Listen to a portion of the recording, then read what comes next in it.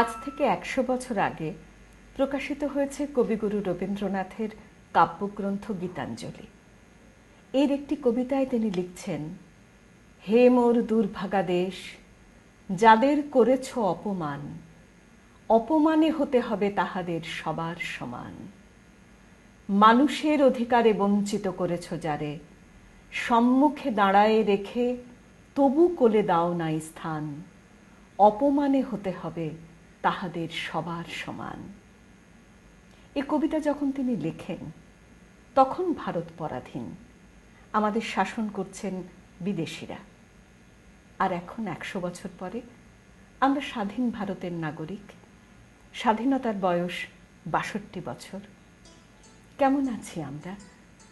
পরাধীন ভারতে মানুষের ন্যূনতম অধিকার থেকে যারা বঞ্চিত ছিলেন তারা পেয়েছেন তো সেই অধিকার? এই প্রশ্নের উত্তর পাওয়া যেতে পারে ভারতের জনগণনার তথ্য থেকে। ভারতে সর্বশেষ জনগণনা হয়েছে ২০০১ সালে। সেই তথ্যের নিরিখে আমরা বুঝে নিতে চেষ্টা করি আমাদের বর্তমান অবস্থান। সমাজের সর্বাঙ্গীন উন্নতির হিসেব নিকেশ করতে গেলে একটা বড় সূচক হল স্ত্রী শিক্ষা। গোটা পৃথিবী জুড়েই সমাজবিজ্ঞানীরা দেখেছেন এবং আমাদের দেখিয়েছেন, মহিলাদের মধ্যে শিক্ষার আলো যখনই পৌঁছেছে তারা সচেতন হয়েছেন নিজেদের অবস্থান সম্পর্কে, সাহস অর্জন করেছেন মুখ ফুটে নিজেদের কথা বলার, তখনই বদলে যেতে শুরু করেছে তার ব্যক্তি জীবন এবং তাকে ঘিরে গড়ে ওঠা পরিবারের চালচিত্র। একমাত্র শিক্ষার মাধ্যমেই মানুষ জানতে পারে সামাজিক জীব হিসেবে তার মৌলিক অধিকার, আইনি অধিকার, মত প্রকাশের স্বাধীনতা ইত্যাদির কথা। নারী পুরুষ নির্বিশেষে এ কথা প্রযোজ্য, কিন্তু নারী যেহেতু একটি পরিবারের কেন্দ্রে থাকেন এবং তাকে আশ্রয় করেই ভবিষ্যৎ প্রজন্ম পৃথিবীর আলো দেখে, লালিত পালিত হয়, তাই যে কোনো দেশের জন্য একান্ত জরুরি শিক্ষিত মা। এটা পরীক্ষিত সত্য যে যখনই কোনো সমাজে স্ত্রী শিক্ষার প্রসার হয় তখনই সেখানে শিশু মৃত্যুর হার কমে, কারণ শিক্ষিত মা স্বাস্থ্য সচেতন। জন্মের পর শিশুর পুষ্টি এবং যথাযথ বেড়ে ওঠার জন্য কি কি প্রয়োজন তা তিনি জানেন। সুতরাং মানব বিকাশের প্রথম পর্যায়ে স্ত্রী শিক্ষার গুরুত্ব অপরিসীম। আর এরই নিরিখে আমরা বিচার করতে পারি স্বাধীনতার পরে ৫ দশকে কতটা এগিয়েছি আমরা।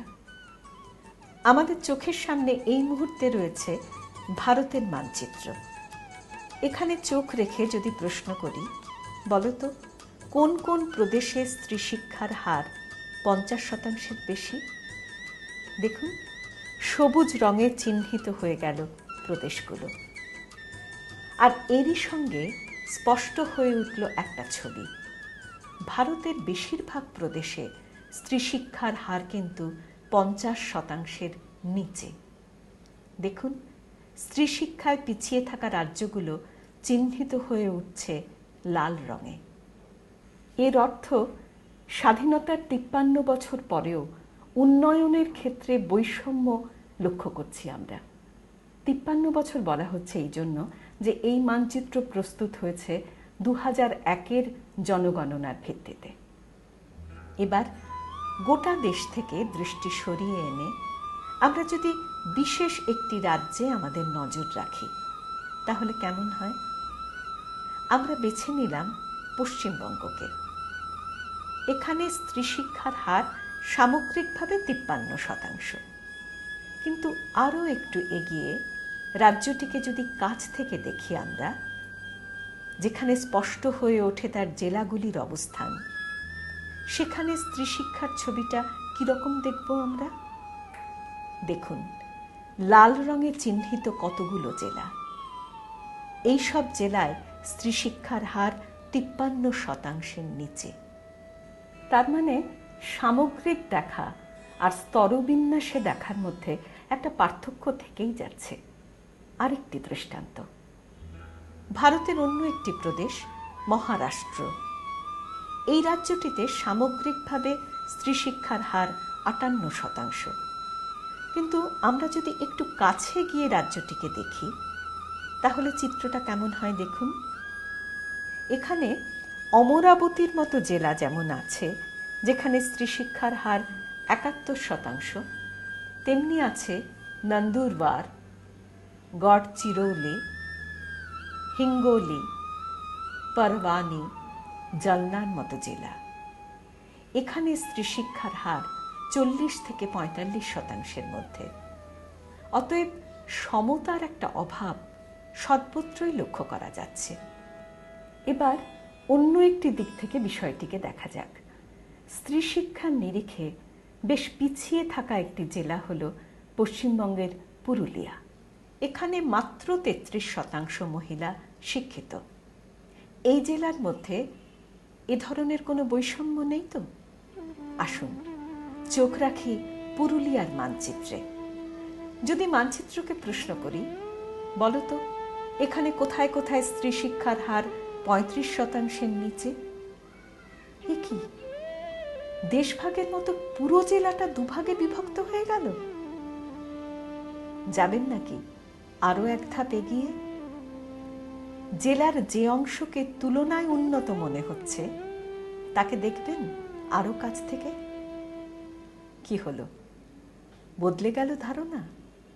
তার মানে দেশ থেকে রাজ্য, রাজ্য থেকে জেলা, জেলা থেকে ব্লক এবং ব্লক থেকে গ্রাম, সর্বস্তরে সমতার একটা অভাব আমরা লক্ষ্য করছি। এটা কেন ঘটছে? তার একটাই উত্তর, উন্নয়ন সকলের কাছে সমানভাবে পৌঁছয়নি। তাই মানুষের বাঁচার ন্যূনতম অধিকার থেকে এখনো বঞ্চিত রয়েছেন অনেক মানুষ, স্বাধীনতার এতগুলো দশক পরেও। তাহলে আমাদের মতো আর্থিক পরিকাঠামোর একটি দেশে উন্নয়নের ক্ষেত্রে বৈষম্যের মাত্রা কমিয়ে আনার জন্য কি করলে ভালো হয়? একবার ভেবে দেখুন, উন্নয়নের পরিকল্পনা যারা করেন আর সেই পরিকল্পনা অনুযায়ী পরিষেবা যাদের কাছে পৌঁছে দেওয়া হয়, তাদের মধ্যে কত যোজন দূরত্ব, মাঝখানে রয়েছে কতগুলো স্তর, রাজ্য, জেলা, ব্লক, গ্রাম পঞ্চায়েত। রাজ্যের শীর্ষ স্তরে বসে যিনি কোনো পরিকল্পনা করছেন, তার পক্ষে কি জানা সম্ভব কোনো বিশেষ একটি জেলার বিশেষ কোনো ব্লকে যে গ্রাম পঞ্চায়েত রয়েছে সেই মৌজার মানুষরা কেমন আছেন? জানতে পারেন না বলেই রাজ্যে বসে তৈরি করা পরিকল্পনার সুফল গ্রামের সর্বনিম্ন স্তরে থাকা মানুষটি ভোগ করতে পারেন না।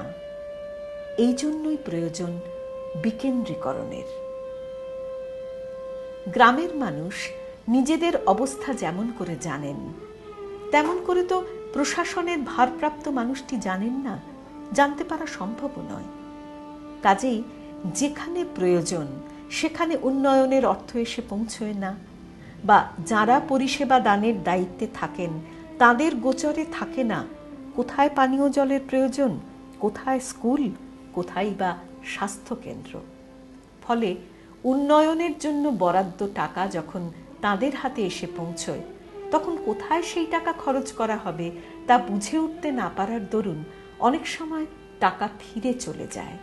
অথচ যাদের প্রয়োজন তারা যে তিমিরে ছিলেন সেই তিমিরেই থেকে যান। তাহলে এই অবস্থা থেকে উত্তরণের কি কোনো পথ নেই?